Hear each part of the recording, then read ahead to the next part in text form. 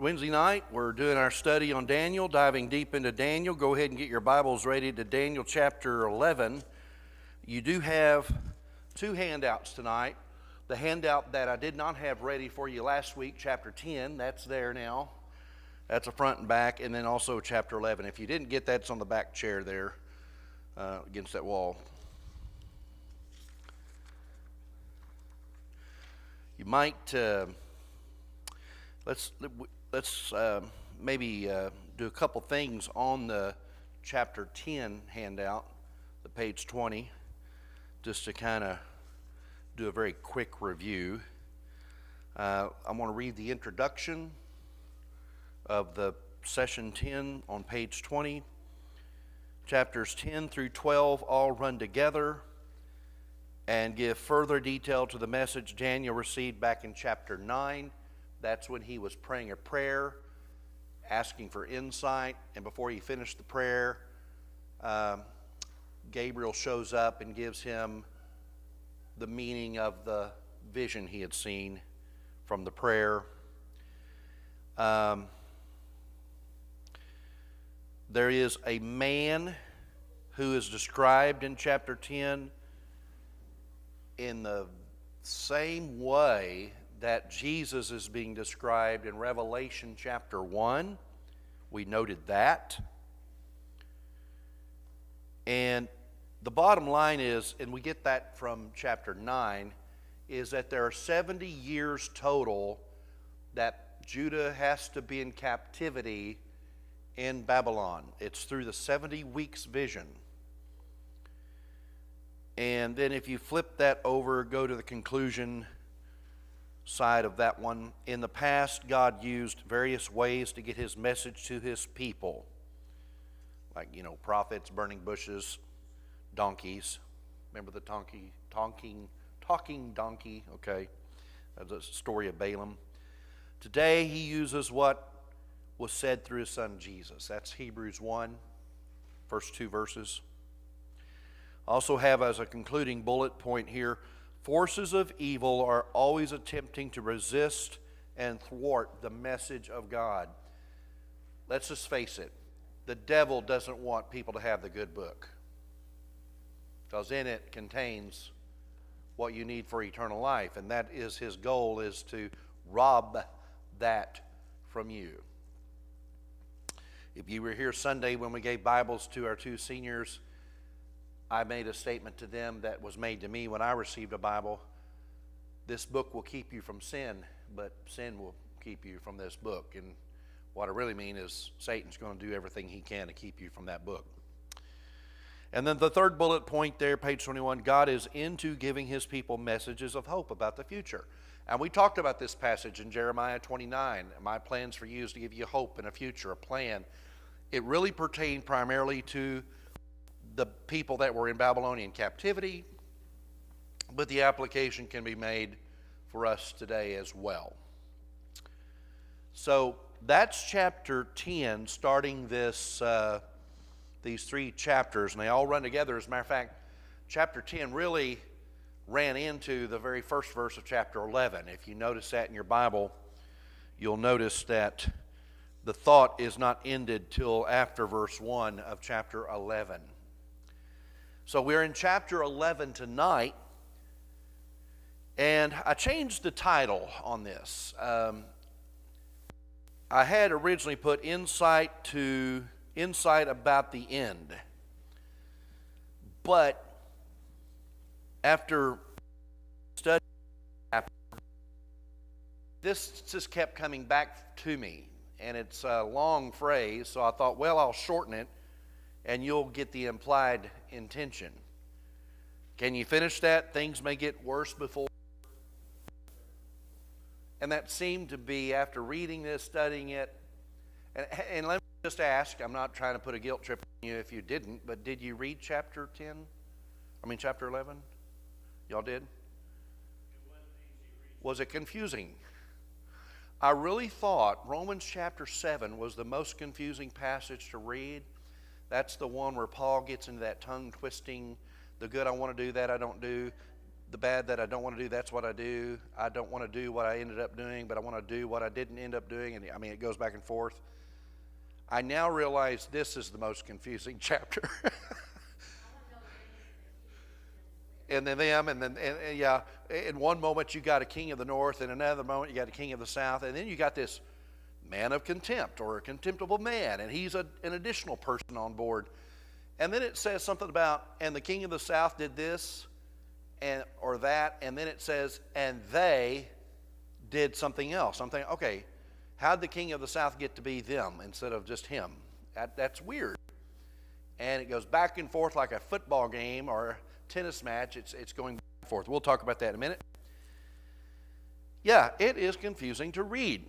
I started to tire of trying to write all the bullet points. And you'll notice when you flip the page that instead of describing what's happened, summarizing, I just listed passages, so we're going to read it. I got tired of typing this out, and it's hard to keep track. And you got the contemptible man that shows up, but then he kind of gets elusive, and I'm not sure if the next pronoun is him or one of the other kings, the king of the north or king of the south. You'll see what I mean in a minute.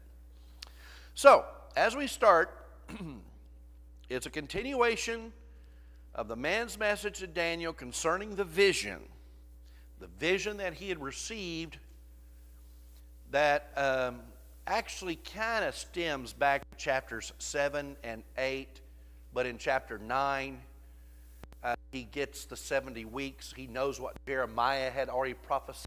It's a contemporary of his, so it's a very well-known prophecy, and he wants to understand it more. And so there's a man of God that was sent back in chapter 9 to explain, but then chapter 10, it seems that there is Michael that comes, not Michael, no, not Gabriel. Let me go back to chapter.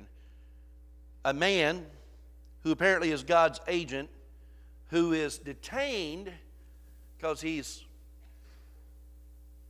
got the prince of Persia that doesn't want him to go, and for 21 days he doesn't get the message of Daniel. And it's not until Michael comes along, Michael comes back and helps him out with that guy, so he's released to go tell Daniel the dream. And this is the man being described as the one that's in the likeness of Jesus in Revelation 1. I think that before we go any further, can we just all agree there's probably a lot going on in the background you and I are not privy to in the heavenly realm. There's a little bit here and there that we'll get throughout the scriptures.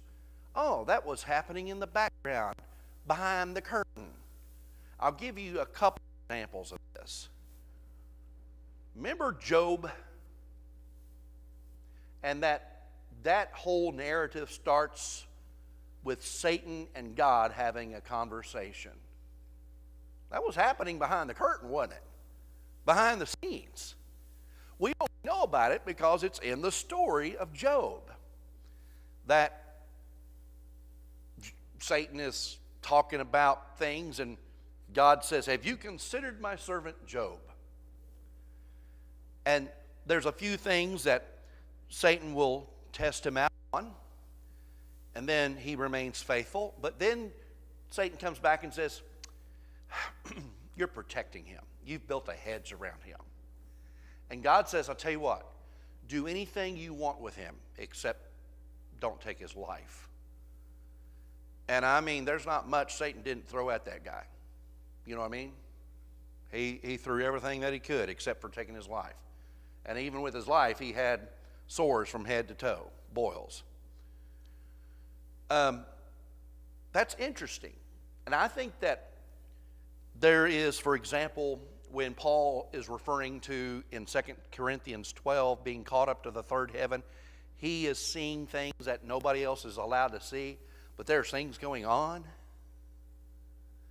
Or maybe there's that story in the Old Testament where the servant is being told by God, just wait patiently, you're going to win this battle. And there's like, here come a wind, God wasn't in the wind, or there's this other thing, and God wasn't in that, and then there's a gentle breeze. I forget how it all goes, but finally, there's an angel or someone that says, Lord, open his eyes, and he opens his eyes, and he sees an army of the host of lords. I mean, it's like, oh, where were they at? They were there. You just didn't see them till God allowed you to see them. Remember that book, Seeing the Unseen, written by Joe Beam? There's a lot to do about what's going on in the background in the spiritual realm that you and I are not privy to. And given the fact that, for example, when it comes to the miracles of Jesus, John wrote toward the end of his gospel that Jesus did many other miracles not written in this book. Now, he's referring to the Gospel of John. I also believe Jesus did many other miracles that weren't also in Matthew and Mark and Luke. Miracles that were not documented. I know that's a fact because we have a reference to Mary Magdalene, whom Jesus had driven out demons. But we don't have that story recorded. We just have it referred to. We don't have that where it actually occurred. But we know it occurred because they said it did. So, and the other thing about the miracles is, John says this toward the end of his gospel. He says, I suppose that if ever one were written, there'd be not enough books for it to contain them all. There's a lot you and I don't know. Well, you already knew that about me. There's a lot I don't know, right? You knew that. But really, honestly, we are given what we need to know. And that's where we have to spend the time on getting to know. I'm always intrigued and I'm always amused, and it seems to be a challenge to think about the things that aren't in this book that I wish I knew, and it's always kind of fun to kind of guess what it might have been, you know. But probably before we do too much playing around on that playground, we better get to knowing what God wants us to know for a fact. Amen? There's a verse, and I forget where this is at, that says the secret things belong to the Lord, and that's all it says. And we have to accept that. That's the way it is. And I know that you've heard this before. Well, I don't know, but when I get to heaven, I'm going to ask God. I don't think you are. I think when we get to heaven, we're just going to be so elated we got there. I don't care if Adam had a belly button or not. I'm thinking I still want to know. You know, and this is always an interesting thing. This, Jim, I'm a young earth person, by the way, and that might divide us, I don't know. But I am a young earth person. I just think that the earth is created with a presumed history. When God made Adam and Eve, he didn't make them as babies, but adults. At least old enough to have reproductive exercises going on, because that's the first command he gives them. Be fruitful and multiply, right? They could make babies. If that's the case, let's say the tree, one of the trees that's in the garden, if you were to cut it down, would it have rings? Would it have rings? And I think it would. I mean, I don't know. But it looks like a mature tree. We know this. All the plants he made already had its fruit-bearing seed in the plant when it came. So which came first, the chicken or the egg? They came at the same time. Right? Pernin's really thinking about this stuff. You're still thinking about the rings on a tree, are you?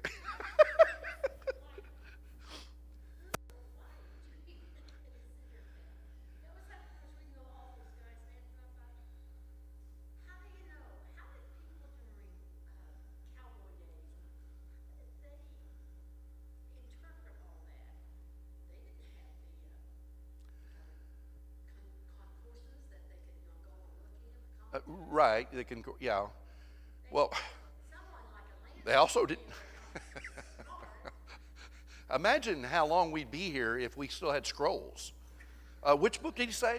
That scroll there. Okay, how many rolls do I have to get to that story? Go ahead. You had your hand. Yeah. You may be seeing a star that's not even there. The light's still traveling here, but it's long gone. I mean, that's really weird.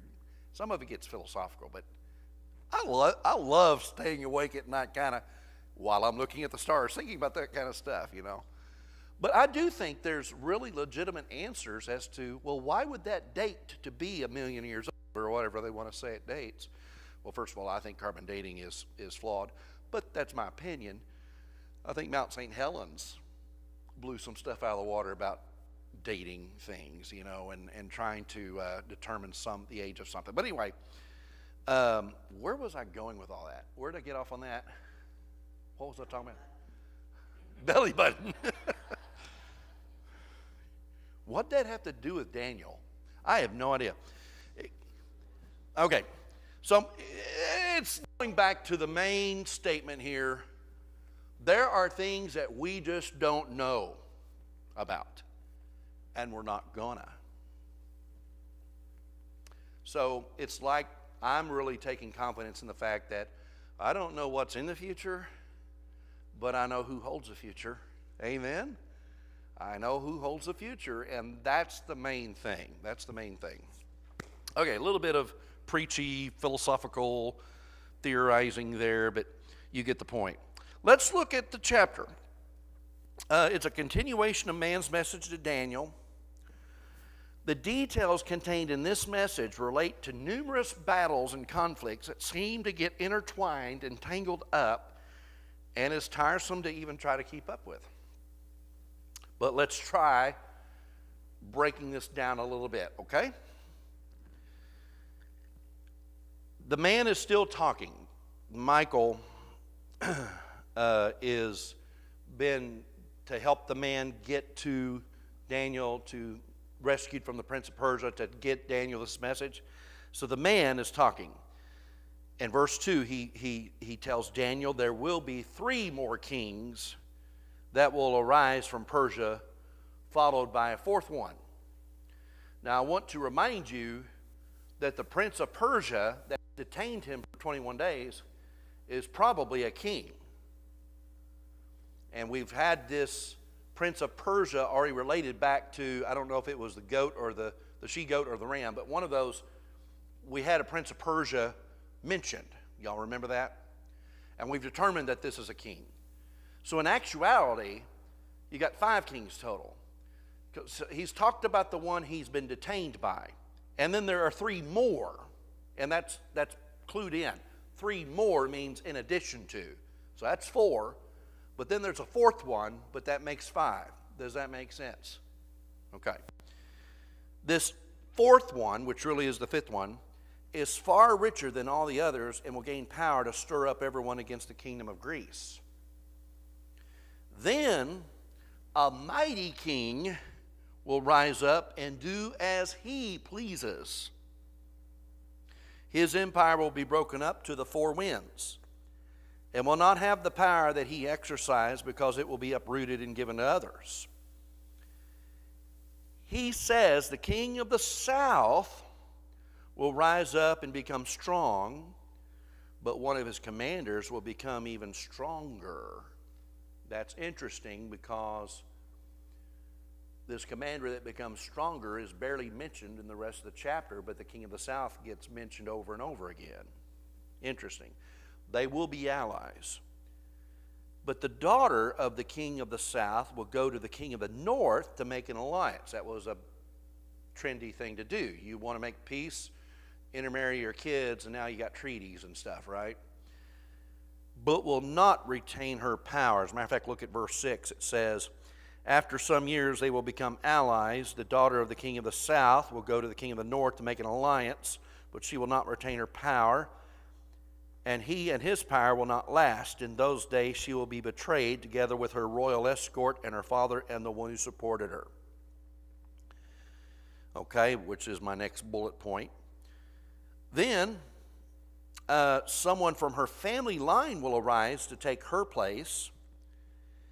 He will attack the king of the north and win, taking their idols of gold and silver along with other gold and silver items, taking them to Egypt. He will leave the king of the north alone for some time, but the king of the north will eventually invade the realm of the king of the south and then retreat to his own country. His sons will build a great army and reach the fortress, presumably of the kings of the south. The king of the south will respond and defeat the king of the north, and he will be filled with pride. The king of the north, however, will manage once again to build an even bigger army and will eventually overtake the king of the south. In his attempt to overthrow the king of the south's kingdom, he will give a daughter in marriage, but then that plan will fail and he eventually falls to the wayside. He has a successor whom will send out and collect taxes, but he will be destroyed eventually. Following him, a contemptible person who's not royalty will seize the kingdom without resistance, using only intrigue. An overwhelming army will be swept away before him. Both it and its prince of the covenant will be destroyed. There will be an agreement, but he, contemptible person, will act deceitfully and rise to power. He will invade the rich when they feel secure and achieve what his fathers and forefathers never did. He will distribute wealth, plunder, and loot to his followers and plans to overthrow the fortress, but only for a time. With a large army, he will stir up his strength to go against the king of the south. Even though the king of the south will wage war with a very large army, he will not be able to stand because of the plots devised against him. Turn the page. These kings will continue conflict. Verse 26, let's read some of this. If I get to the right chapter here. Verse 26, those who eat from the king's provisions will try to destroy him. His army will be swept away, and many will fall in battle. The two kings, with their hearts bent on evil, will sit at the same table and lie to each other, but to no avail, because an end will still come at the appointed time. The king of the north will return to his own country with great wealth, but his heart will be set against the holy covenant, and he will take action against it and then return to his own country. At the appointed time, he will invade the south again, but this time the outcome will be different from what it was before. Ships of the western coastlands will oppose him, and he will lose heart. Then he will turn back and vent his fury against the holy covenant. He will return and show favor to those who forsake the holy covenant. His armed forces will rise up to desecrate the temple fortress and will abolish the daily sacrifice. Then they will set up the abomination that causes desolation. Okay, I'm reading more than I needed to, but that's part of the bullet points. And I'm going to go ahead before I forget here. When you read verse 31, this phrase that appears, most scholars, and I'm going to say like 95% or more, agree this is when the temple in Jerusalem is destroyed, and referring to the second time around, because it's already destroyed now. It's still in shambles, but it's going to be destroyed again. This is all about the future. Remember, that's one thing that the man in linen has said. This is not pertaining to you now. It's about a time not yet to come. It's about the distant future. So it's not about the temple having been destroyed like when you were taken in exile, okay? So if that's true, that the abomination of desolation, if 95% of scholars are right, then his armed forces must be Titus, the Roman Emperor Titus. That's how far down the line we've got. We've got some Caesars. He's beyond the Nero, okay? But Nero is preceding him in the line of emperors or leaders. But that just kind of tells you, when you're talking about these kings and the comings and goings of kings of south, kings of north and all that, that kind of is like a benchmark there, a little landmark, if that interpretation is correct. This is the way I am inclined to think, so that his armed forces will rise up to desecrate the temple must be referring to Titus. not Titus of the Bible, okay, but Titus the emperor. Go back to the bullet points there. With flattery, he will corrupt those who have violated the covenant, but the people who know their God will firmly resist him. And there will be hardships for the faithful. Look at verses 33 through 35. Those who are wise will instruct many, though for a time they will fall by the sword or be burned or captured or plundered. And when they fall, they will receive a little help, and many who are not sincere will join them. Some of the wise will stumble so that they may be refined, purified, and made spotless until the time of the end, for it will still come at the appointed time.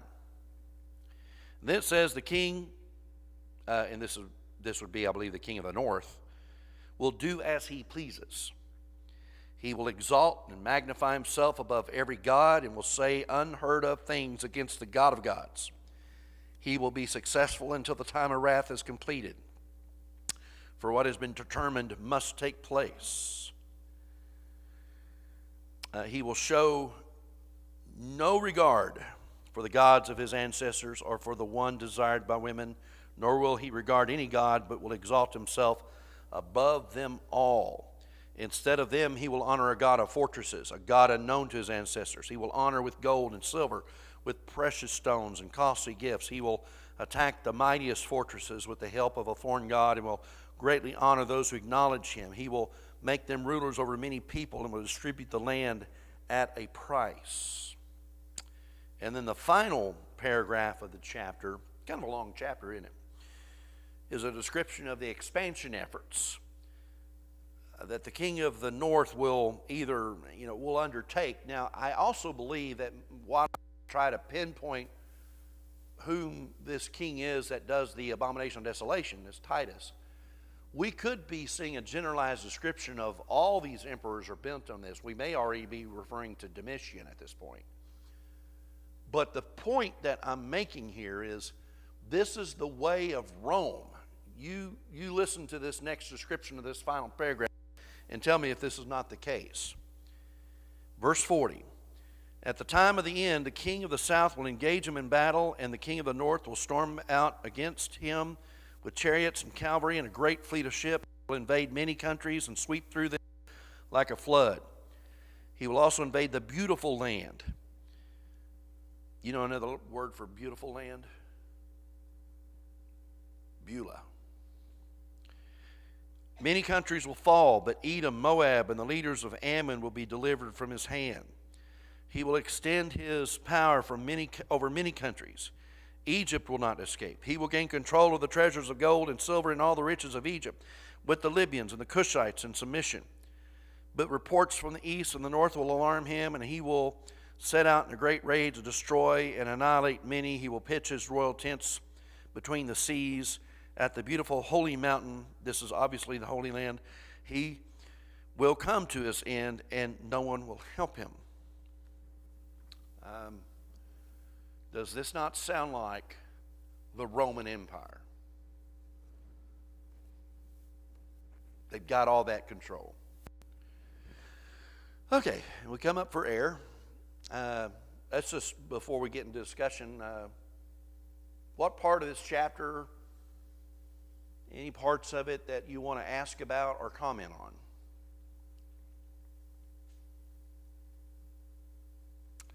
Okay. Will Daniel see any of this? Nope. Maybe that's the first question we ought to ask. I didn't think of this. Why does Daniel need to know this?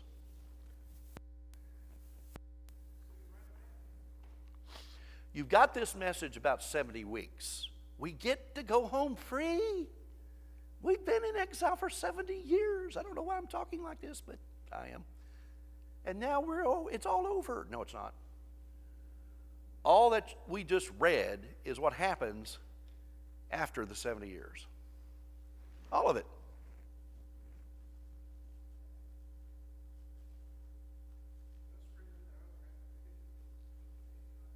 Okay, Jacob's voice. Okay.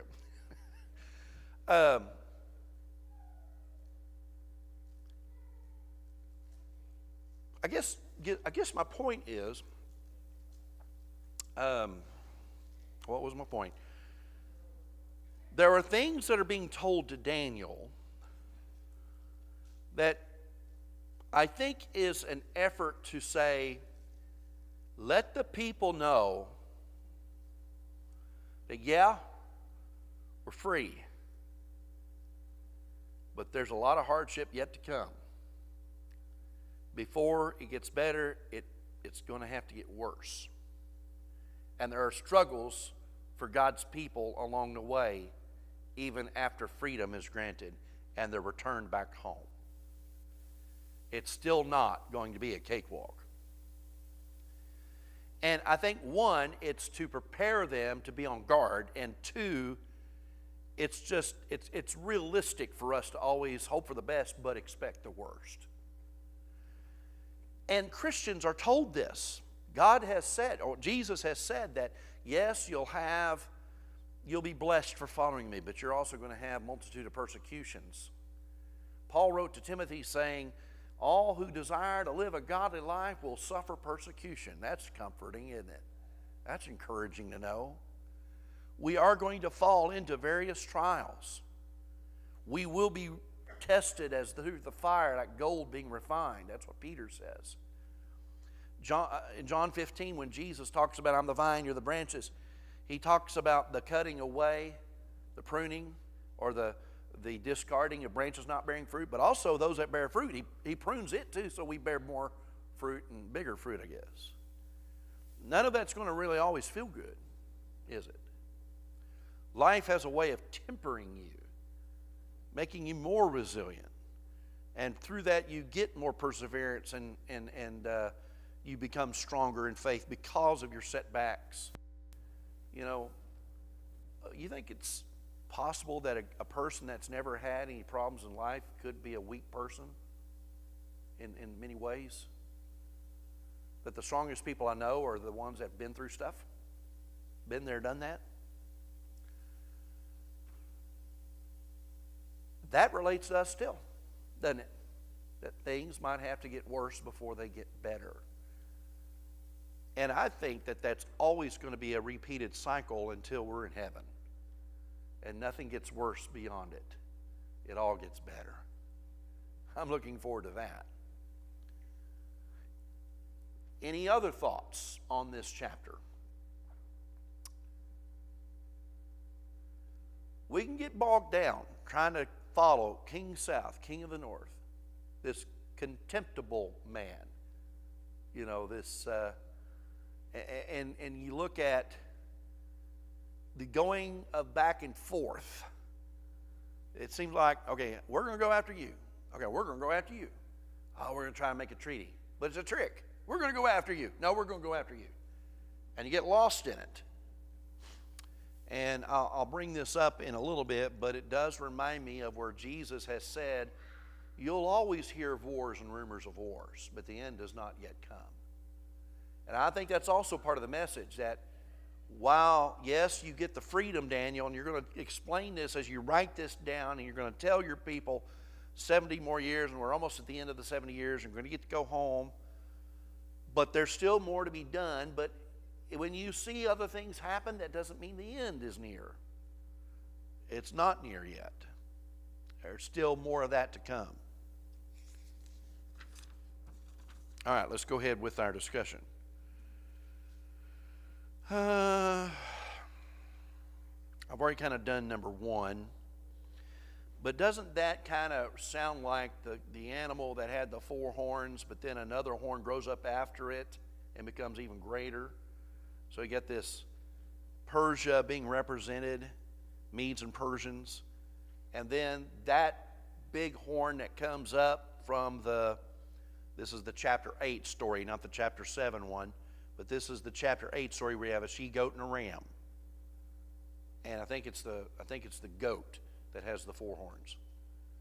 And you have this one that comes up after, who's bent on taking over or fighting against the kingdoms of Greece. And that's mentioned. By the way, when I said a while ago about chapter 11, it may be the most confusing of all the chapters.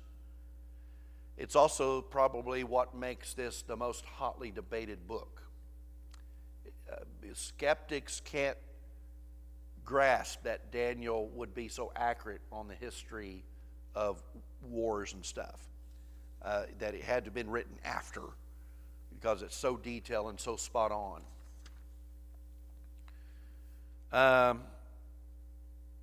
I'm not sure there's any value in question 2. I just was asking to see maybe if you had any thoughts. Whom do you believe the kings of the north and the south are? I think eventually you get to a discussion about Rome. Whom might the contemptible person be? Verse 21, when he comes onto the scene.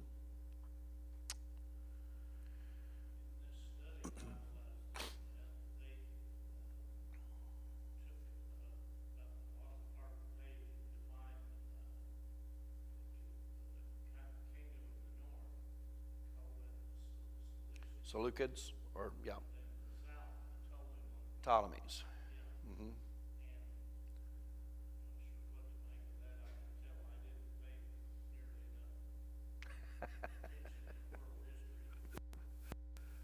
Did you have maples for Western Civ? I didn't pay attention either, David. I'm not even sure I passed that class, to be honest with you, but that a lot of people are going to land on Antiochus Epiphanes IV as being probably the contemptible man. You get the Prince of Persia.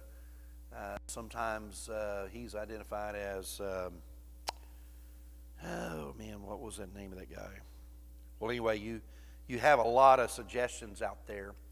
I think I'm happy with not knowing that I can pinpoint, well, this must have been that guy, and this is that guy, and that's this dude over here. And I think the point is, because Daniel wouldn't know any of these people, Daniel's just being told, write this stuff down, because for generations to come, as people read this, they're going to need to know there's a lot more stuff as far as conflict is concerned that's got to go down.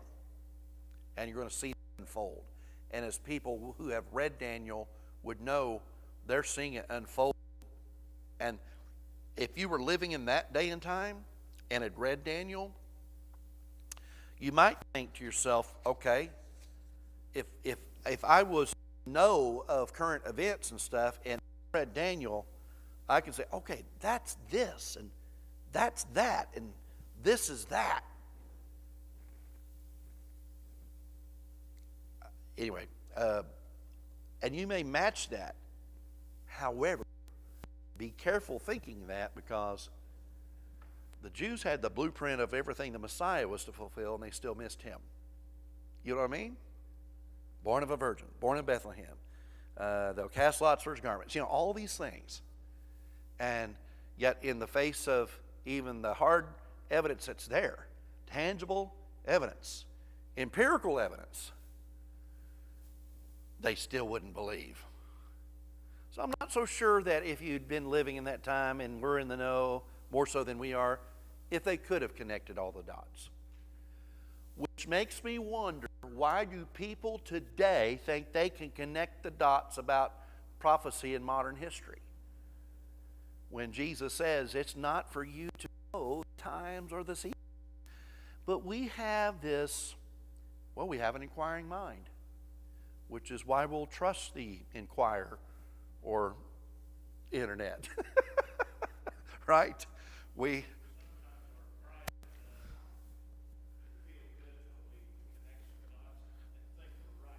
Yeah.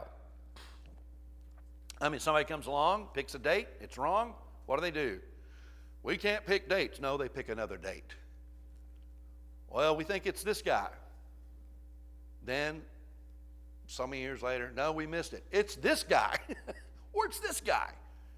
20 years, 30 years, 100 years from now, if the Lord hadn't come back yet, in 100 years, there'll be at least another list of 20 different names that people think, well, that's the Antichrist.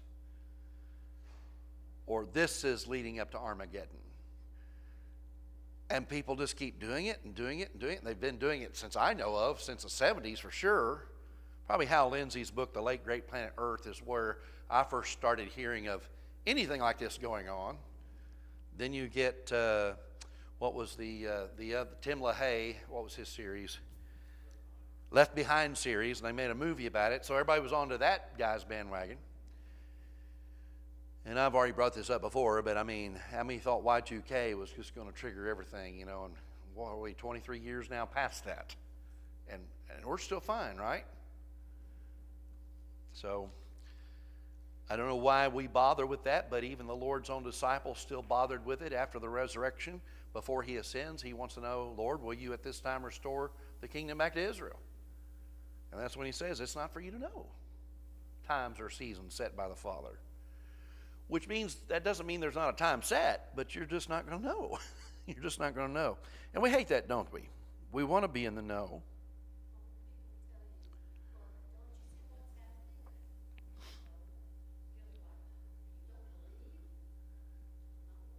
Yeah. Yeah. Let's look at discussion question 4. I thought this was kind of cool. That's why I asked it. The chapter contains a lot of references to various strategies or qualities about some of the leaders. Let's see if we can think of some of them. The way the kings of the north or the king of the south or the contemptible man, what were some of the qualities? What was the characteristics? What was a tactic or a strategy? Do you see any in there? I'll give you the one example how the one who came along who won without war but by intrigue. Go ahead, Sam. Well, this whole scenario of the king of the north and the king of the south brings to mind the Civil War in Rome after Caesar Augustus, Caesar was slain. Mm-hmm.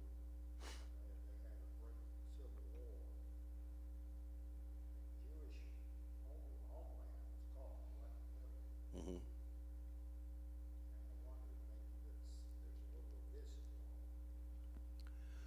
Yeah, I think the application is going to be, and it's, I think, early century, early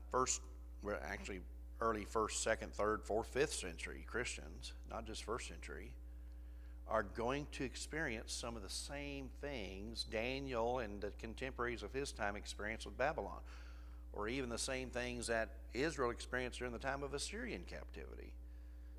It's the same cycle that started back after, I guess back as far back as Egypt. Mm-hmm. They sinned, they went into captivity, conflict, and hard times. They come back, came to Babylon, they come back to rebuild the temple, this great religious fervor, if you will. Mm-hmm. Here they slide again.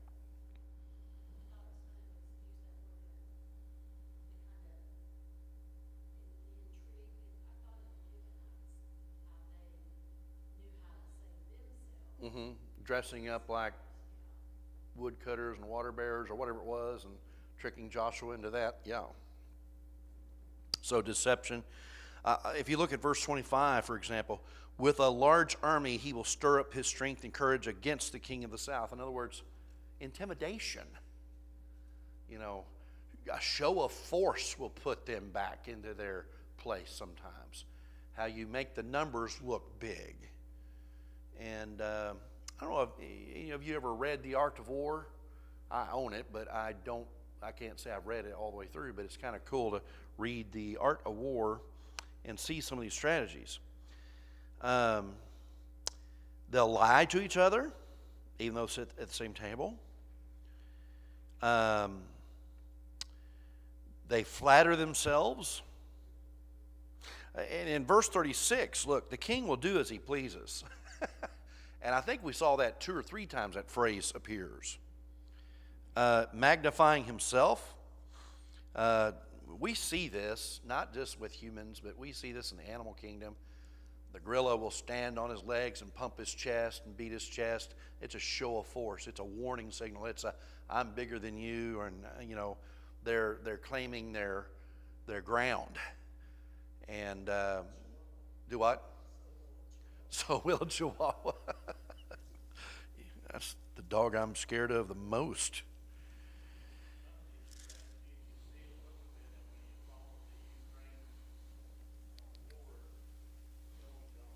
Yeah. Yeah. The building of the siege ramps, I know that may not be sounding too innovative for us today, but that was probably innovative, the siege ramps. The ramming, the ramming post is not mentioned here, but you've seen that in movies. I saw a movie, I saw a trailer to a movie, and I don't know what movie it is, but it shows where they were going to take these, I guess it was a trebuchet, the catapulting thing, but they had these huge round stones, and they just launched one stone at first, and it went out there across the open battlefield to where the opposing army was, and kind of hit the ground and rolled over a few people. It did some damage. You don't want it landing on you, but it wasn't really mass destruction. So that opposing army is saying, that's nothing, that's so minute, that's not going to affect us. But the next thing they did is they have two of these trebuchets kind of paired up with those stones that had hooks, and they have this humongous fabric that stretches. It looked like it was 100 yards wide and maybe several hundred yards long. And when they launched the stones, it was like the weight that carries the fabric like a cape that was drenched in some fuel oil of some sort. And it lands on the opposing army, and then they shoot a flaming arrow, poof, and you're thinking, wow, that was pretty cool. Then they start shooting them already lit up. And this was intimidation, and this is more mass destruction. You think of the Trojan horse gift, coming up. Of course, every time I think of this, I think of Monty Python's movie, but that's still pretty cool. Or the flying cow, that was cool too. You see, like, these are tactics that scare, intimidate, trick, deceive. Go ahead, Jim.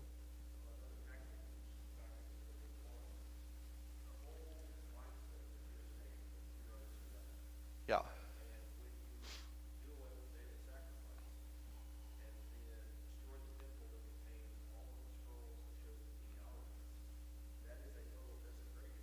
Yeah.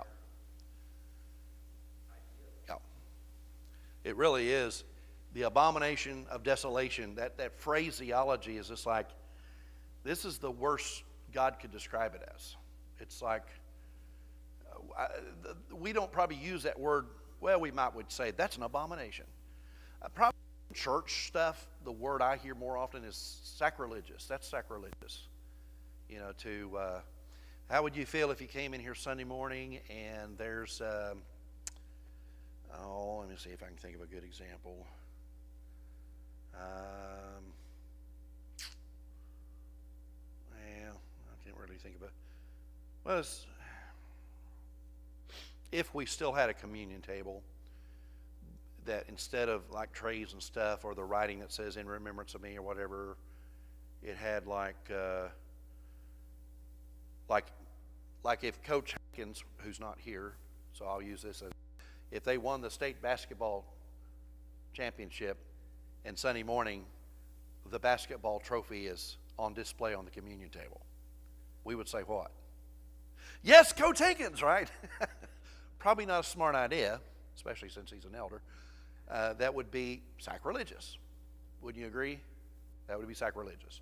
So there's kind of a, well, wait a minute. That's not what we're here today.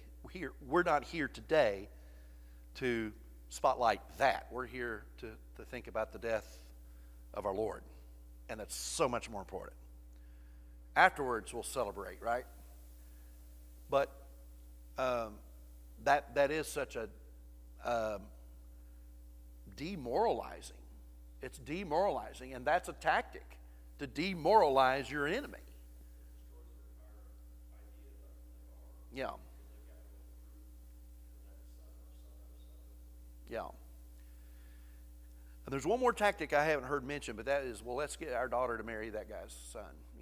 The intermarrying between the kings, the royalties. So that's another tactic that was used back then. I love to tell the story. I know you've heard me tell this before. If you've been here, I possibly have told it since y'all been here. I don't know. But if you're new here, it's the guy that comes into the king's throne room, and he's proud of himself, and he tells the king, I have gone everywhere in the West. I have pillaged the villages, and I have made everybody that was your enemies in the West submit to you. And the king says, I don't have any enemies in the West. There's a long pause, and he says, well, you do now. You do now. Question 5. The back and forth attempts, kings of the north, king of the south, to take each other's kingdoms seem to get nowhere. I want us to read Matthew 24, 6 through 13. So let's look at that.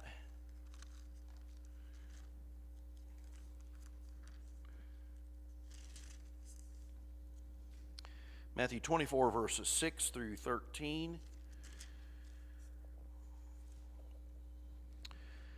Jesus is speaking, and I'm going to go ahead and back up to verse 4 because I think it catches the context. Jesus answered, watch out that no one deceives you, for many will come in my name, claiming I am the Messiah, and will deceive many. You will hear of wars and rumors of wars, but see to it that you are not alarmed. Such things must happen, but the end is still to come. Nation will rise against nation, kingdom against kingdom. There will be famines and earthquakes in various places, and all these are the beginning of birth pains. I like how he describes that. They're not the end. This is just the beginning. And so, whenever you hear of, oh man, we've had a lot of hurricanes lately, or we've had a lot of tornadoes lately, or we've had a lot of earthquakes in Oklahoma lately, does that mean the Lord's about to come any minute now? Well, it may have more to do with horizontal drilling or something like that. I don't know. But you hear him? He's snoring. Well, I can hear you snoring up there. Okay. But the end is not yet. So, you know, I'm not saying don't be alarmed by Russia's invasion of Ukraine or things going on between North or South Korea. I'm not saying anything about, you know, I don't want to devalue or belittle the significance of any conflict going on in this world. But it could be another 1,000 or 2,000 years before Jesus comes. But it could be tonight. Because he comes as a thief in the night when no one knows, when you least expect it. So that's the point that we've got to always be prepared to that. And that's what Matthew 24 is all about. When the Son of Man comes, who will he find that's the wise and faithful? Will you be faithful when he comes? So you just have to be prepared. And this is in a host of a lot of parables in this section about being prepared. Very next chapter, what do you get? Chapter 25, the wise and foolish virgin story. Remember the ones that had enough oil in the lamp, the one that didn't have to go back? They said, well, sell us some of your oil. No, or we won't have enough for us. And while they're going buying more oil, the bridegroom comes knocking. They let him in. The others come back from market. They now have oil, but the door's closed. It's too late. The wise, the parable of the talents, the sheep and the goats, the wheat and the tares. When you do this to the least of me, or least of them, you've done it to me, which brings up a very good passage that is mentioned in our lesson, but it's toward the end. I have us looking at Matthew 25:41, because the last bullet point under conclusion is ultimately there will be an end to all conflicts and an end to the devil. And Matthew 25:41, since we're here close to it, says what? Somebody read that.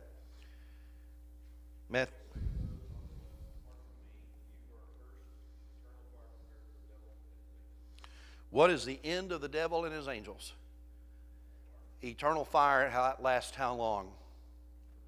The propane tank doesn't run out, right? It's perpetual. That's one place that we find that. We also have the Revelation passage, but let's back up here. After reading the Matthew 24 passage, explain how it might compare to this message and what it might indicate to us today. Okay, we kind of did that. Number 6. The battles in this chapter seem to relate to physical, literal struggles against kingdoms. What can we observe about the spiritual battles that are taking place? Well, I think Ephesians 6 is a great passage to go to remind us of what's going on behind the scenes today. I think this continues. I think the conflicts are continuing. And, there was a spiritual battle contained in this chapter, or the previous chapter, where the man in linen is tangling with the prince of Persia. I think that the forces of good and evil are still struggling up there, not just here. And Ephesians 6 confirms this. Verse 10, finally be strong in the Lord and his mighty power. Put on the full armor of God so you can take your stand against the devil's schemes. That's why I wanted to bring up the fact that there's a lot of tactics and scheming and strategies that these physical battles had. Well, there's a lot of that going on spiritually speaking. Oh, come on, take a drink. It won't hurt you, just one drink. Okay, that's a scheme. Everybody else is doing it. That's a scheme. You'll be left out if you don't. That's a scheme. I won't be your friend unless you join me with this. Don't you care? If you really love me, you would do this. I mean, you hear all these schemes, peer pressure, right? Verse 12, for our struggle is not against flesh and blood, but against the rulers, against the authorities, against the powers of this dark world, and against the spiritual forces of evil in the heavenly realms. Here's what I want you to know from this passage. Don't think for a moment that the battle going on behind the scenes doesn't involve you. He just said, Paul just said, our battle's not with flesh and blood, but against what's going on in heavenly realms. He just said that. That's why the spiritual armor is so important. The salvation, the faith, the sword of the Spirit, the belt of truth, the feet with the preparedness of, or readiness for preparing or spreading the gospel. Therefore, put on the full armor of God so that when the day of evil comes, you may be able to stand your ground. And after you've done everything to stand firm then. And he goes into the different things you put on. But then he says in verse 16, in addition to all this, take up the shield of faith with which you can extinguish all the flaming arrows of the evil one. You ever thought of the devil as shooting flaming arrows at you? Just like I mentioned a while ago, the guy who shoots a flaming arrow to the tarp that's soaked in fuel, that you're marked with a bullseye on your back, that Satan has marked you for harm. Have you ever thought about that? That's why he says take the helmet of salvation, the sword of the Spirit, the Word of God. Okay? I want you to look at a verse with me. Verse 32, back to our Daniel text. Daniel 11:32. I love this little mention about the people of God here. It says, after the abomination of desolation passage, which is verse 31, verse 32 says, with flattery he will corrupt those who have violated the covenant, but the people who know their God will what? Firmly resist him. Now it doesn't say the people who were born into the Jewish families. How would I correlate that today? It would probably correlate this way. It's not just about the people who go to church or answer the survey on what religion are you, Christian. But it's the people who what? Know their God. And there shouldn't be a difference, but there is. And it's possible to know about God but not know God. You can answer questions all day long and win Trivial Pursuit with it and still may not know God. I know people that can quote verses that I wonder, but do you really know the author? Are you in a relationship with that author? I love this. I think it's encouragement for us that we need to firmly resist him. Resist the devil and he will flee from you.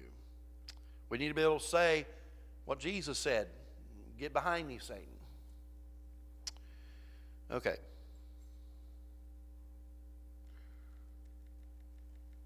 Let's end with this conclusion because I just now see I'm 2 minutes after. There will always be conflicts. Some conflicts will never end in this lifetime. Current conflicts don't necessarily mean the end is near. Sometimes we have to remember that the time is not yet. And ultimately, there is an end to all conflicts, including the end of the devil and his influence. So, but it might have to get worse before it gets better. David Kersey is going to teach next week. You're going to look at chapter 12, and I'm going to get a little bit of an outline for you, but it's basically the light at the end of the tunnel. What kind of people should we be knowing that worse things may still happen? And that's kind of how I would approach it. Any questions? We'll go ahead and sign off.